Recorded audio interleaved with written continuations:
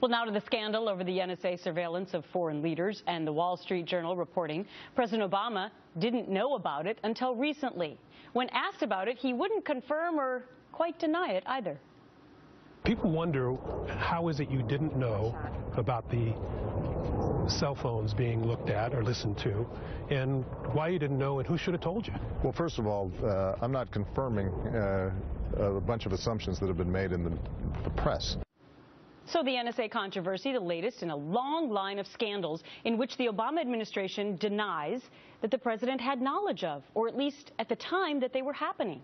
Here are just a few of those moments.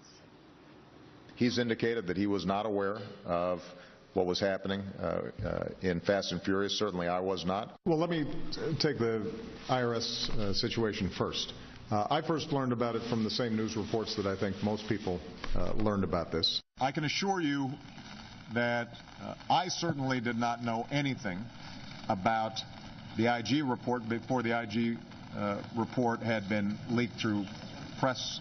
While we knew that there would be some glitches and actually said publicly that we expected some problems, we did not know until the problems manifested themselves after the launch that they would be as significant as they have turned out to be. Really? Was the president out of the loop on all of these issues? And if so, what does it say about his White House? Joining us now, Chris Plant, radio talk show host, and Leslie Marshall, syndicated radio talk show host. Leslie, really, are we to the point now where we have a president who knows absolutely nothing? Is this the eyes wide shut president? Although that's cute, no, not at all. We need to look at history. So let's look at his predecessor, and I'm not blaming, so Chris, hang on, stay in your seat, George W. Bush. Fast and Furious took place in both that and this administration. I spoke out against it then and now. Dumb idea. President Bush wasn't aware of it. That was under DOJ, just as with President Obama. Presidents for decades, whether they be Democrats or Republicans, are briefed by various agencies, including the NSA. The thousands of surveillance, you had the president in his office, in the Oval Office, every single day just being briefed by NSA, and obviously no commander-in-chief can do just that. Come on, Leslie, so come on. These are huge issues. These are huge issues. This is why we elect somebody to be president of the United States.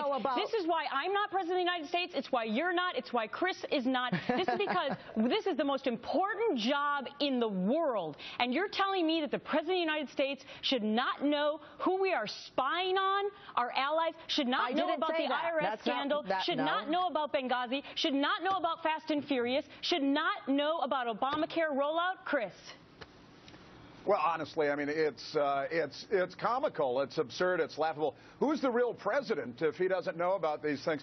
This is the president, honestly, who, pardon me, who the night of the Benghazi raid decided to call it a night and go to sleep, go to bed and wake up in the morning to find out what happened. This is the president who went upstairs to the private residence to play cards with Reggie Love while the Osama bin Laden raid was ongoing. This president, you want to talk about history? This president appears to be everything that the Democrats accused President Reagan of being: completely out of touch, unaware of what's going on around him, and surprised. I mean, is he sitting up there with the remote control in his hand, shocked at what's on the news every night, calling people to say, you know, what about this spying on Angela Merkel? The Saudis are turning against us. We're running guns to Mexico. I mean, honestly, it's absurd. Leslie, you have to at least admit that the image, if we called in a PR specialist right now, that they would say, oh my gosh, we've got to change something here, right?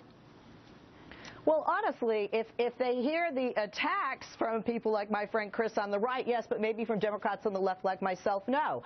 The president halted a program with 35 leaders, and not all our allies. We did have access to phone records. Did he specifically know that Chancellor Merkel's cell phone? I do believe when he said no, when he called her and apologized, they have a very, very special and strong relationship and have for years. With regard, Chris, to Benghazi, let's do history.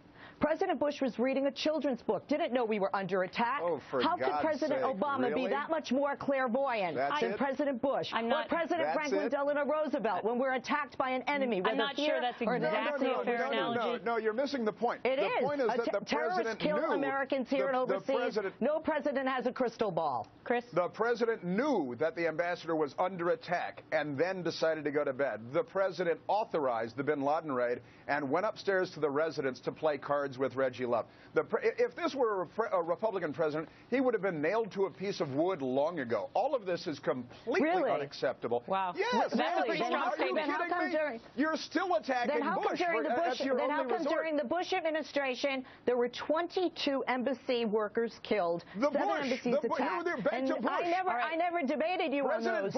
I never debated you on those, Chris.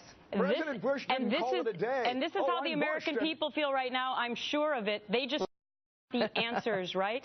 Leslie and Chris, hopefully we helped them get some of them today. Thanks, Mike.